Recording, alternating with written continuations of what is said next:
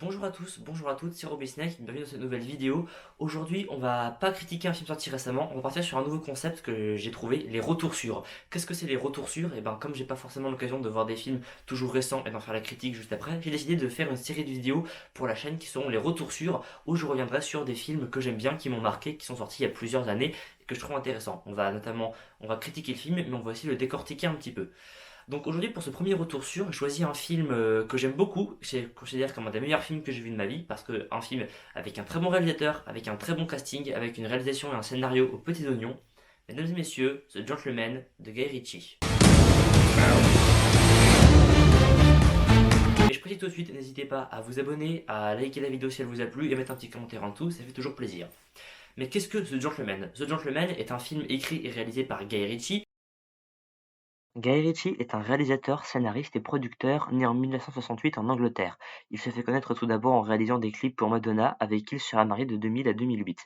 Parmi ses films les plus connus, on compte Snatch en 2000, les deux Sherlock Holmes avec Robert Downey Jr. en 2009 et 2011, le très bon Agent très spéciaux que je compte comme son meilleur film en 2015, et il a aussi réalisé les deux gros blockbusters américains que sont Le Roi Arthur, la légende d'Excalibur en 2017 et le assez bon live-action Aladdin pour Disney en 2019.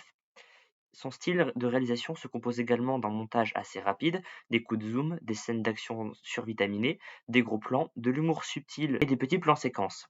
Ce n'est pas le cas de tous ses films. En effet, certains sont plus lents et prennent le temps d'installer une vraie ambiance et de présenter des personnages plus loufoques les uns que les autres, comme c'est le cas pour Snatch, Rock'n'Rolla ou plus récemment The Covenant et The Gentleman dont on va parler aujourd'hui. Sorti en février 2020. Il dans son casting dans les rôles principaux Matthew McConaughey, Charlie Hunnam ainsi que Hugh Grant. Et dans les rôles plus secondaires, Henry Golding, Michel Dockery, Eddie Marsan, Jeremy Strong et Colin Farrell. Mais qu'est-ce que raconte The Gentleman? Difficile de faire un résumé de The Gentleman tellement le film est complet en intrigue et en personnages. Mais on pourrait dire qu'on compte principalement l'histoire de Mike Epperson, qui est le gangster londonien le plus connu en Angleterre, qui souhaite se retirer du marché de la drogue où il s'est implanté depuis des années. Et en parallèle, on suit aussi l'histoire de Fletcher, un journaliste orgueilleux qui va rencontrer l'homme de main de Mike Epperson, à savoir Ray, qui est aussi un gangster. Durant toute une nuit, Fletcher va raconter à Ray pourquoi est-ce que Mike Epperson, selon lui, souhaite se retirer et que si Ray ne lui paye pas 6 millions de livres en cash tout de suite, Ray divulguera son histoire dans la presse parce que le patron de Ray contrôle toute la presse londonienne. En termes de mise en scène, The Gentleman, c'est du pur Guy Ritchie, mais c'est pas du pur Guy Ritchie comme on a l'habitude de voir avec de l'action survitaminée comme peut l'être par exemple le Roi Arthur, Aladdin ou même Agent très spéciaux Code Uncle. C'est du Guy Ritchie qui revient à quelque chose de plus lent, de plus posé, de plus maîtrisé, plus quelque chose comme Snatch, que je n'aime pas beaucoup, ou Rock'n'Rolla en 2008. Et je préfère Rock'n'Rolla à Snatch, même si Rock'n'Rolla a beaucoup de similarités avec Snatch.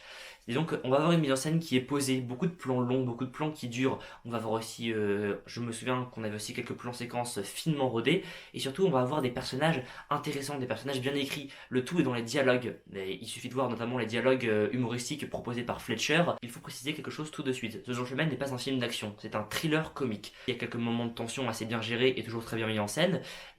Le film est avant tout porté par ses personnages et ses dialogues. Il faut vraiment écouter attentivement ce que les personnages disent. Et je peux comprendre que ça peut sembler un peu bavard et un peu barbant, surtout qu'on s'intéresse beaucoup à des aspects économiques, parce que même si c'est le monde du crime, on nous présente les aspects économiques du monde du crime, sur la drogue, sur l'immobilier, des choses comme ça. Mais je vous assure, écoutez les dialogues. Et écoutez les dialogues. Soyez attentifs pendant le visionnage. En plus, le film va forcément très long, 1h53. Alors vous me dites 1h53, Robin, c'est assez long. Oui, mais je veux dire, aujourd'hui, on fait des films de plus de 2h ou 3h. Je veux dire, Babylone, 3h10, Dune, 2h45. Donc 1h53, aujourd'hui, c'est rien. Donc vraiment, quand vous regardez The Gentleman, il faut être posé, mettre son cerveau sur on et bien écouter. The Gentleman, c'est un film où on est avant tout avec les personnages. On s'attache vraiment à eux. Mon personnage préféré est principalement celui de Hugh Grant qui joue le journaliste Fletcher. C'est un journaliste qui n'a pas sa langue dans sa poche, qui est franc, qui dit les choses comme il les pense et qui a un humour très spécial. Et je pense que c'est le meilleur rôle de Hugh Grant depuis des années. Vraiment. Hugh Grant, c'est un acteur que j'aime beaucoup, mais il tourne toujours un peu dans le même rôle depuis des années. Et pour le coup, The Gentleman lui offre une superbe performance. Vraiment, c'est le meilleur personnage du film. Autre côté casting, Charlie Hunnam, donc on a pu voir dans la série Son of Anarchy sur les motards, ou comme le personnage du roi Arthur dans le film de Guy Ritchie, le roi Arthur, s'en sort très bien en réel gangster, qui est l'assistant de Mike Epperson. En parlant de Mike Epperson, il est campé par Matthew McConaughey, donc Matthew McConaughey connu entre autres pour Interstellar, joue là-dedans, ce qui est un rôle extraordinaire avec des costumes 3 pièces taillés sur mesure pour lui. D'ailleurs, vous avez vu, j'ai fait un petit effort, j'ai mis mon nouveau costume. voilà, avec la petite chaîne, les petites bagues, le petit bracelet. C'est bon pour vous? Donc je trouve que Matthew McConaughey a un très très bon jeu dans The Gentleman. Contrairement à Michelle Dockery, qui joue la femme de Mikey Person, qui je trouve a un rôle plat, pas très intéressant. Et donc vraiment, je trouve que Michelle Dockery, c'est celle qui joue la moins bien dans le film, ce qui est dommage parce que c'est la seule femme du film, du coup elle doit avoir assez d'importance. Mais non, elle est pas super. On notera comme méchant Henry Golding, que vous avez par exemple pu voir dans le film Last Christmas en tant que personnage principal. Donc là, il joue un méchant gangster chinois. Il joue super bien. Il fait vraiment un méchant complètement taré. Si on peut voir un petit passage où il a une mitraillette, où il tire comme ça en l'air avec ses chaînes d'or, ça marche super bien. Eddie Marsan, donc il a toujours un petit rôle dans les films de Guy Ritchie. On a pu le voir dans les Sherlock Holmes. On a pu le voir aussi dans Un homme en colère. Enfin, Guy Ritchie lui réserve toujours des tout petits rôles. Et donc là, il s'en sort bien, mais je vous dis, c'est un petit rôle pas très très notable, même s'il fait donc le patron de Fletcher, le mania de la presse qui contrôle tout.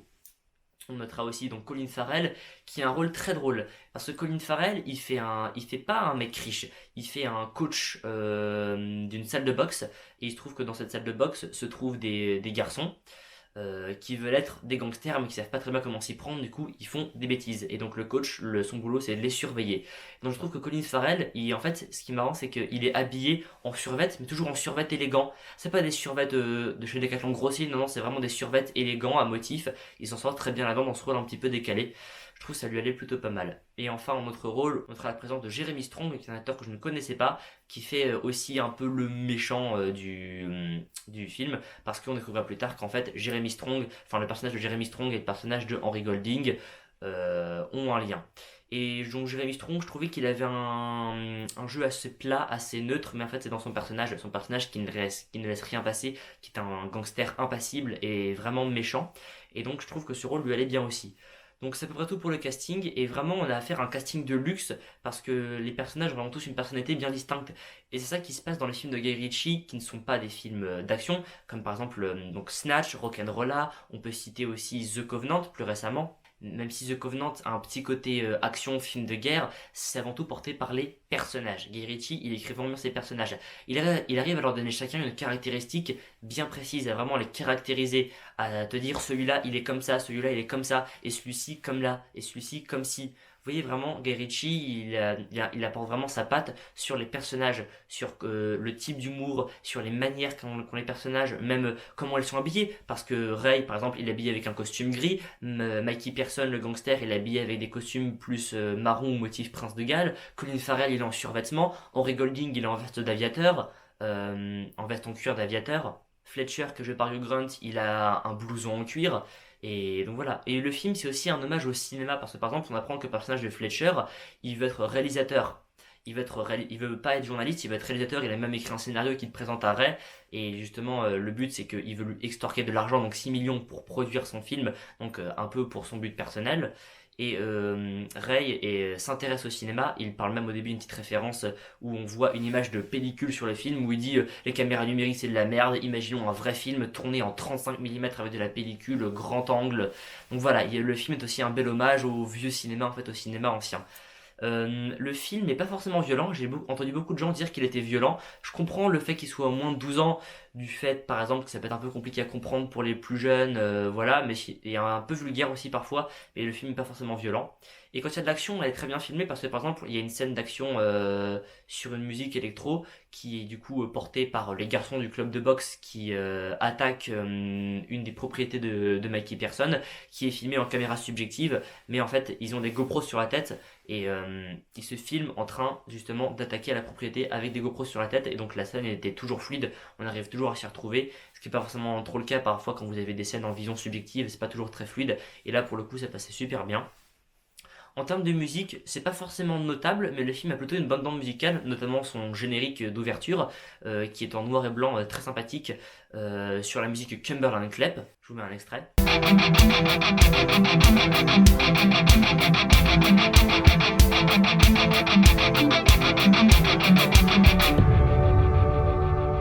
Et donc pour le coup, c'est sûr que c'est pas un film d'action. Il faut bien vous mettre ça en tête. C'est vraiment un thriller comique, certes, mais faut surtout bien écouter les dialogues, bien comprendre les personnages, bien les caractériser.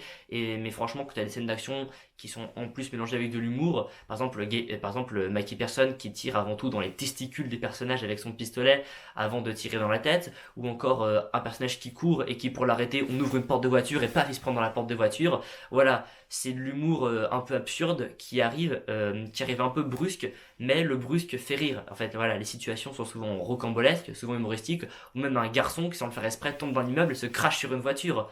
C'est ça l'humour de Guy Ritchie, c'est un humour qui arrive comme un coup de poing dans la figure, qui arrive vraiment très vite, tu t'y prépares pas. En fait, c'est dans une scène sérieuse où des personnages dialoguent, ou même il y a un peu de tension, et là, paf, l'humour arrive direct. Et donc voilà, c'est assez bien géré. Je pense que c'est vraiment des Guy Ritchie les mieux écrits, parce que faut savoir que Guy Ritchie a toujours écrit ou co-écrit ses scénarios, même Aladdin qui était un peu un film de Yes Man, si vous voulez, où on l'avait juste appelé pour tenir une caméra, il avait réussi à insuffler une véritable vision artistique, on voyait vraiment que c'était du Guy Ritchie, même si bon, le film est principalement un gros déluge d'effets visuels et d'effets spéciaux. Guy Ritchie a vraiment réussi à imposer sa patte, d'autant plus que Aladdin, ça reste un peu son plus grand succès vu qu'il a récolté plus d'1 milliard au box-office. Et surtout aussi, il faut savoir que The Gentleman s'en est très bien sorti au box-office parce qu'avec un budget de seulement 20 millions de dollars, il en a récolté au box-office mondial 140. Vous imaginez avoir Matthew McConaughey, Colin Farrell, Hugh Grant et Charlie Hunnam pour 20 millions de dollars, et en a récolté 140. C'est vraiment un gros succès pour ce film que je considère étant le deuxième meilleur de Guy Ritchie. Parce que comme je vous l'ai dit, pour moi, le meilleur Guy Ritchie, c'est Agents très spéciaux, Code Uncle. Et pour moi, The Gentleman, c'est son meilleur. Après, son troisième meilleur, pour moi, c'est Un homme en colère, mais c'est un autre débat. Parce qu'un homme en colère, je sais qu'il est très décrié, qu'il n'est pas forcément aimé, mais moi, j'aime quand même. Et vous voyez Un homme en colère, c'est avec Statham, c'est bien, ça prend pas la tête. Et donc voilà. Donc, au final, je vous conseille de voir The Gentleman. C'est vraiment un film qui est une prouesse de mise en scène, un film qui ne vous laissera pas indemne, vous y repenserez encore après l'avoir vu. Donc voilà, je vous conseille vraiment de regarder The Gentleman. Vraiment, posez-vous pendant 1h53, branchez votre cerveau et entrez dans ce monde de drogue, de violence, mais aussi d'humour et de situations rocambolesques portées par un casting fulgurant et une réalisation aux petits oignons. Et de toute façon, vous voyez tous les films de Guy Ritchie parce qu'ils sont tous très bons.